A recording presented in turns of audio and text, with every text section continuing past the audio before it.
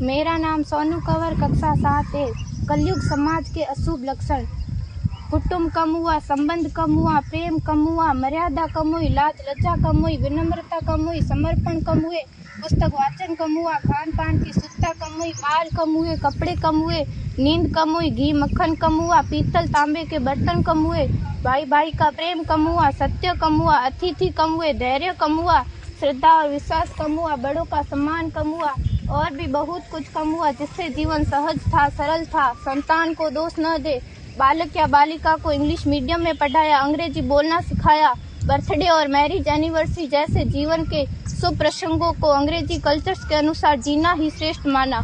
माता पिता को मम्मी डैड कहना सिखाया। जब अंग्रेजी कल्चर से परिपूर्ण बालक या बालिका बड़ा होकर आपको समय नहीं देता, आपकी भावनाओं को नहीं समझता, आपको तुच्छ मानकर आपसे जुबान लड़ाता, जब आपको बच्चे में कोई संस्कार नजर नहीं आता, तब घर के वातावरण को गमगीन किए बिना, संतान को दोष दिए बिना एकांत में जाकर रो लीजिएगा, क्योंकि पुत्र या पुत्री की पहली वर्षगांठ से ही भारतीय संस्कारों के बजाय, मंदिर जाने के बजाय केक कैसे काटा जाता है, यह सिखाने वाले आप और अम्मी है। जब बच्चा पहली बार घर से बाहर निकलता है तो प्रणाम और आशीर्वाद के बदले बाय बाय कहना सिखाने वाले आप और अम्मी है।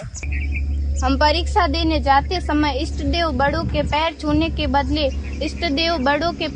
के बदले बेस्ट ऑफ लक कहकर परीक्षा भवन तक छोड़ने वाले आप और अम्मी है।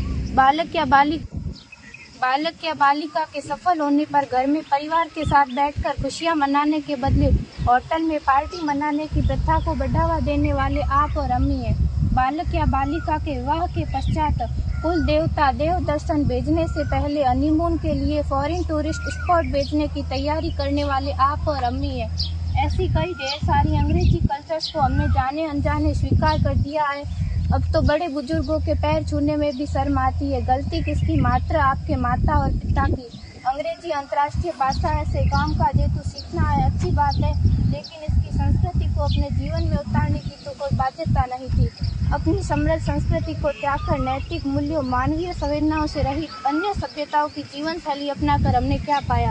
अवैध संबंध, टूटते रिश्ते, व्यसन युक्त धन, थके हारे मन, छल भरे रिश्ते, अनुशासनहीन संतानें, असुरक्षित समाज। एक बार विचार जरूर कीजिएगा कि संस्कारवान पीढ़ी क्यों आवश्यक है।